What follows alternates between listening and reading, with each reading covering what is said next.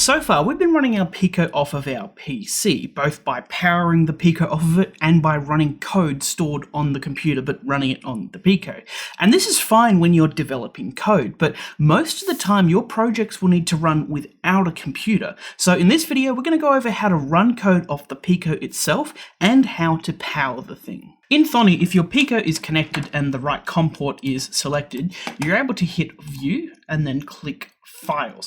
And you'll be able to see on this top tab here, you'll be able to see your computer's files. And on this bottom tab, you'll be able to see the files stored on the Pico itself. Now your Pico might be rather empty. Mine here is a bit chockers full of files from some previous projects. And all of these .py files, .py files, are actually MicroPython code which we can open, exactly like if they were on a PC, except we're just kind of storing the files on the Pico like a USB stick. And as you can see, we can open up a file, we can edit it, work on it, save it, and put it back on the Pico.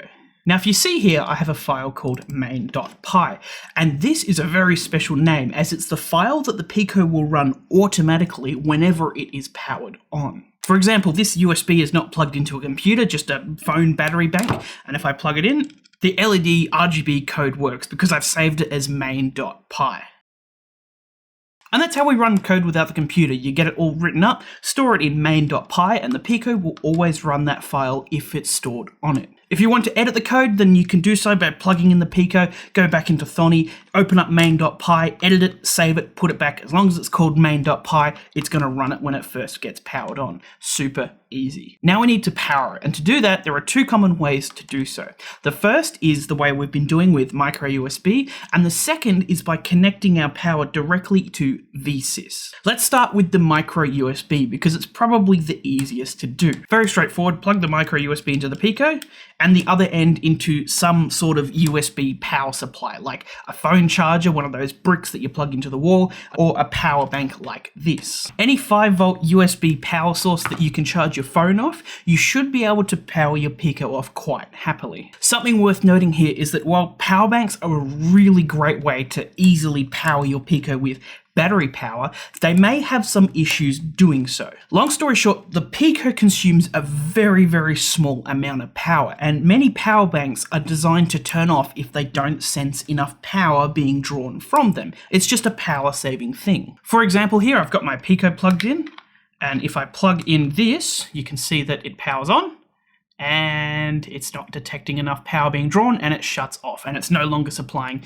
power to the Pico. Not all of these have that power saving feature, and if your project draws a bit more power, you may be able to satisfy that power saving requirement mode. Like this RGB LED here is actually drawing enough to keep it on. If you've got one lying around, just plug your project into it and see if it will keep it powered. Another great way to power your Pico is with one of these. It takes 3 AA's and it has a micro USB cable that you plug into your Pico, and the 3 AA's should happily output about 5 volts for your Pico. So besides powering it via USB, we can power it through the Vsys pin on the Pico. To do so, you're going to need a power source that can provide 1.8 to 5.5 volts, which might come in the form of some AA batteries, a solar panel, a LiPo battery, or a benchtop power supply, as long as it's between 1.8 and 5.5 volts. Then you plug the ground or the negative of your power supply to the Pico's ground, and then the positive terminal to Vsys, and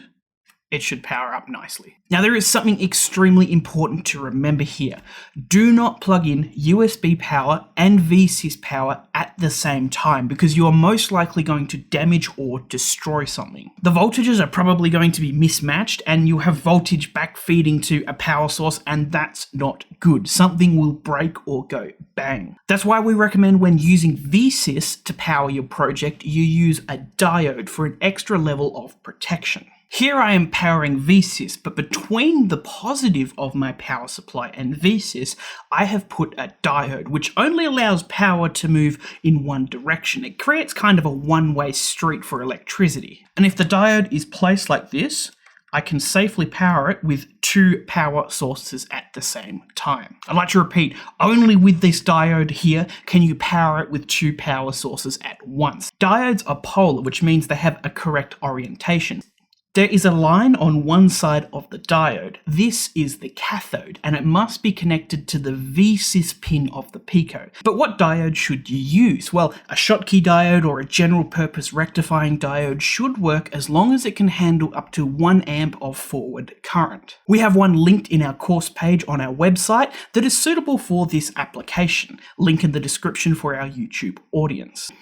This is only a recommendation though. If you don't want to use a diode, you can do so if you wish. Just be extremely vigilant that you don't plug both power sources in at the same time. For example, I've got it powered with Vsys right now, and I want to update some code, and so I'll plug it into my computer and open up Thonny, and oops, I accidentally forgot I've got both power sources plugged in at once by accident, and maybe my USB port on my computer is damaged. If only I had a diode to protect me from this exact situation. So, 3 key takeaways. 1. You can store files on the Pico, and Main.py is the code that the Pico will first run when it is powered on. 2. The Pico can be powered through micro USB and through Vsys. And 3. You cannot power the Pico through both of these power sources at once without a diode for protection.